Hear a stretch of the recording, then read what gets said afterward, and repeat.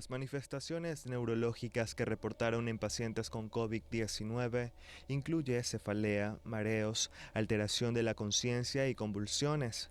Asimismo, casos de encefalitis, accidente cerebrovascular y síndrome de Guillain-Barré, asociado al coronavirus COVID-19. Este último suele empezar con un hormigueo y debilidad en los pies y piernas, y luego se extiende a la parte superior del cuerpo y los brazos. A medida que este trastorno avanza, la debilidad muscular puede transformarse en una parálisis.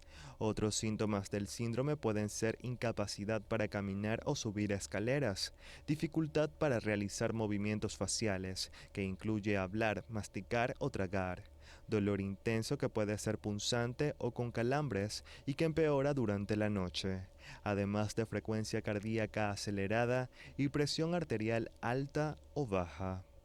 Seguimos con más de noticias Globovisión Salud. Como lo hemos dicho, estamos aprendiendo todos los días sobre el COVID-19 y las reacciones que han tenido en diferentes pacientes.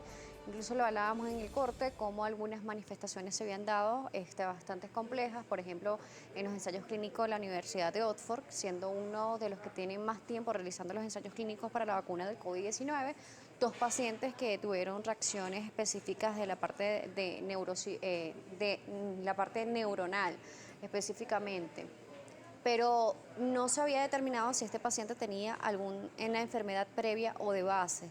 Entonces, sí conoce un poco sobre estos Sí, casos. han habido de todas las literaturas, porque cada país tiene como su Sí, estadística y él aporta. En el caso de los europeos, ellos están muy bien organizados porque todo lo llevan como a una base de datos y están haciendo un metaanálisis de todos los países y de cómo se ha comportado el virus en todas sus facetas, en todos los pacientes. Entonces, claro, desde el punto de vista neurológico, tenemos como lo más grave que le puede pasar al sistema nervioso central cuando fallan todas estas barreras de defensa, llámense barrera hematoencefálica, llámense las células de sostén que son como los policías de las neuronas en el sistema nervioso central.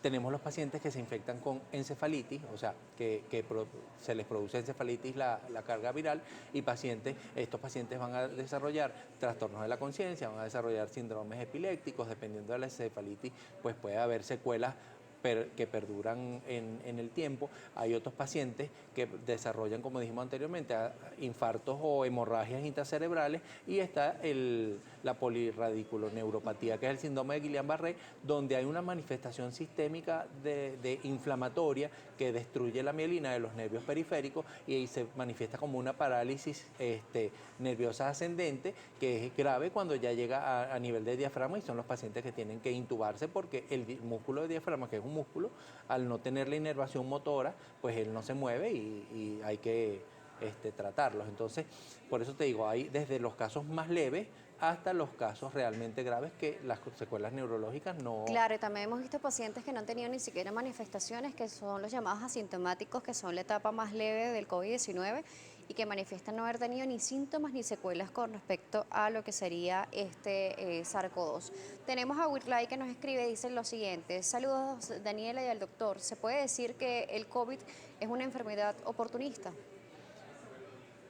Pues habría que definir bien el término oportunista. Realmente el oportunismo vendría siendo cuando el huésped está en unas condiciones que favorecen que este germen, en este caso el virus, se exprese en el paciente. No, realmente las virosis son por transmisión. Pues no, todo el mundo que no tiene inmunidad contra ese virus es susceptible a contraer la enfermedad. Este mismo usuario nos hace otra pregunta, dice lo siguiente: doctor, si un paciente crónico tiene altas sus defensas, ¿puede superar bien la enfermedad igual que un paciente que no tenga ninguna patología?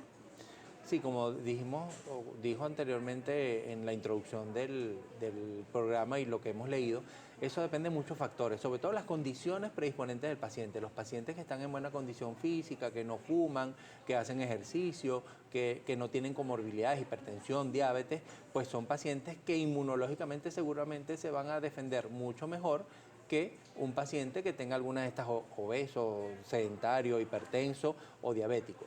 También tiene que ver mucho con la expresión viral. Hay algunos organismos que eso se está estudiando porque son tan susceptibles a una replicación viral alta que esta replicación hace que todos los órganos y sistemas se vean afectados y otros que se defienden bastante bien y bueno, aunque tengan manifestaciones leves, moderadas y hasta severas, en algún momento pasa toda esta cascada inflamatoria, pasa todo este proceso infeccioso, el cuerpo reacciona y son pacientes que pueden salir adelante. Claro, y como bien lo veíamos, no todos los pacientes han tenido secuelas, son un No, no todos los porcentaje. pacientes han tenido secuelas y todavía no se sabe si las secuelas son permanentes o son temporales. Por ejemplo, la pérdida del olfato y del gusto. Nosotros hemos visto en nuestro medio diario pacientes que le han dado COVID que a las 2 o 3 semanas están resueltas, pero la literatura de los casos foráneos dicen que hasta el momento que hicieron el corte, casi un año después, todavía los pacientes tenían esos problemas neurológicos